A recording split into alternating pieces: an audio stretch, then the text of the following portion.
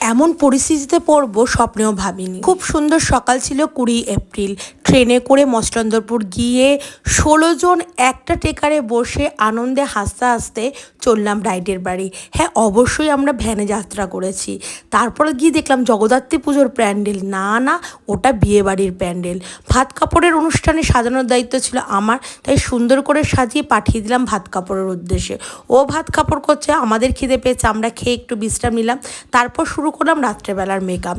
রাত্রেবেলার makeup করতে যেহেতু একটু টাইম লাগে, তাই ও তাড়াতাড়িই বসে গিয়েছিল, আমিও তাড়াতাড়িই করছিলাম।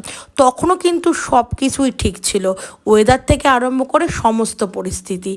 এরপর পুরো লুকসটা ওকে কমপ্লিট করলাম। ও হ্যাঁ, ওর একটা বিউটি স্পট ছিল, সেটা একবার ভালো করে লাগিয়ে দিলাম।